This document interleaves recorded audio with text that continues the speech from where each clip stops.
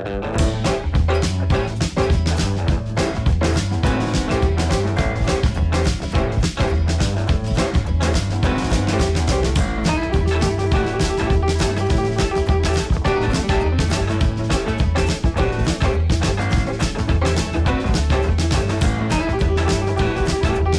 jouer au Vorbi, vous allez installer un terrain avec une ligne médiane et 2 zones d'en-but. Ce terrain sera adapté aux caractéristiques des participants ainsi qu'à leur nombre. Chaque équipe va se positionner sur sa ligne d'en-but. Chaque joueur sera muni d'une ceinture avec 2 flags de couleur bleue et 2 flags de couleur orange. Avant de débuter la partie, ils vont devoir déterminer une zone de réception bonus. Pour cette équipe, une zone de réception bonus ici et l'inverse pour cette équipe. Pour déterminer qui aura le vortex en premier, vous allez simplement additionner l'ensemble des âges des participants.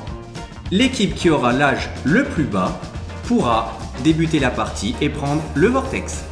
Chaque équipe va choisir un receveur qui sera identifié par une chasuble. L'équipe en possession du vortex progresse dans l'espace de jeu en se faisant des passes uniquement vers l'arrière jusqu'à la ligne médiane, où ils ont aussi la possibilité de simplement transporter le vortex comme au rugby.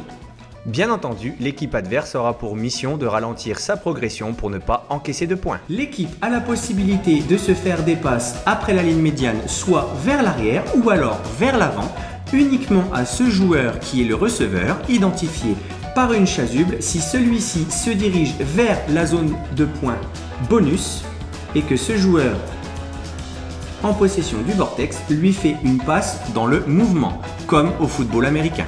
Si l'équipe arrive à emmener le vortex dans la zone d'en-but, nous compterons un point. Si l'équipe arrive à envoyer le vortex dans la zone de réception bonus à son receveur, nous compterons 3 points. Ces zones de réception bonus sont déplacées après chaque point d'une équipe ou d'une autre. Si le vortex tombe au sol, il revient à l'équipe adverse. Si un adversaire attrape le flag du porteur du vortex, il doit le poser immédiatement au sol et il peut être récupéré par n'importe quel joueur des deux équipes. Le joueur qui a eu le flag d'enlever doit le repositionner sur sa ceinture avant de pouvoir reprendre le cours de la partie. Les points de vigilance, toujours demandez à votre public d'avoir la tête haute et de regarder au plus loin devant. Les zones de réception bonus valent 3 points et doivent être toujours déplacées après un point d'une équipe ou d'une autre. Vous pouvez les baliser à l'aide de plots tout simplement. Lors d'une sortie de terrain d'un vortex ou d'un joueur, le vortex revient à l'équipe adverse et les remises en jeu se font au même endroit.